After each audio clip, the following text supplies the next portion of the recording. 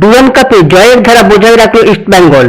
Indian এয়ারফোর্সের পর downtown heroes এফসির বিপক্ষে সহজ জয় পেয়েছে কার্লোস কোয়াদ্রাতের ছেলেরা, যার ফলে অনায়াসে টুর্নামেন্টের কোয়ার্টার ফাইনাল নিশ্চিত করে ফেলেছে ময়দানের এই প্রধান দল। আগামী 18 আগস্ট ইমানি ইস্টবেঙ্গল তাদের গ্রুপ পর্বের শেষ ম্যাচ খেলবে চিরপ্রতিদ্বন্দ্বী পড়শি ক্লাব মোহনবাগান সুপার জায়ান্টের বিপক্ষে।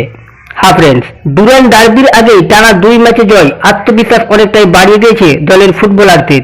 তাছাড়া খেলোয়াড়দের পারফরমেন্স নিয়েও যথেষ্ট খুশি লাল হলুদের penis coach Carlos Cuadrat. Match শেষে তিনি বলেন, এই জয় যথেষ্ট গুরুত্বপূর্ণ। আমরা 2টি ম্যাচে সফল হয়েছি, তবে গোলের ব্যবধান বাড়তে পারত। প্লেয়াররা খুব ভালো পারফরমেন্স করেছে। এইবার 1 সপ্তাহের মধ্যে আমাদের আরো 2টি ম্যাচ রয়েছে, সেই নিয়ে প্রস্তুতি নিতে হবে। এছাড়াও ইস্টবেঙ্গলের তরুণ খেলোয়াড় আজাদের পারফরমেন্স নিয়ে যথেষ্ট প্রশংসা করেন লাল হলুদের হেড স্যার। কিন্তু তবুও সকলকে চিন্তায় রাখছে দলের রক্ষণ ভাগ। গত 2 ম্যাচে এগিয়ে থেকেও গোল হজম করতে হয়েছে ইস্টবেঙ্গলকে, আর সেই ক্ষেত্রে ডিফেন্সের সক্রিয়তা নিয়ে দেখা দিয়েছে একাধিক প্রশ্ন।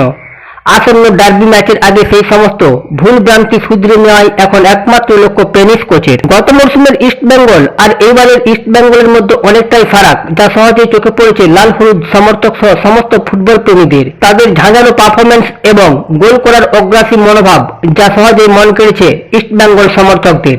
নতুন মরশুমে মেহেদী তালাল, দিমিত্রিও দিয়ামান্তাকস, ডেভিড লালাসাঙ্গা, সাউল ক্রেসপো, হিজাচি মাহির ও ক্লিন্টন সিলভাদের প্রতি অগাধ বিশ্বাস রেখেছে লাল হলুদ ম্যানেজমেন্ট সহ সমর্থকেরা।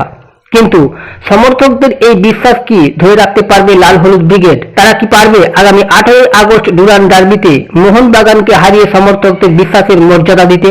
লাল হলুদ ব্রিগেড কি পারবে 133তম ডুরান্ড কাপ নিজেদের ঘরে তুলতে? তা সময় বলবে। তবে এই বিষয়ে আপনাদের মতামত কমেন্টে লিখে জানাবেন। ধন্যবাদ ভিডিওটা সম্পূর্ণ দেখার জন্য।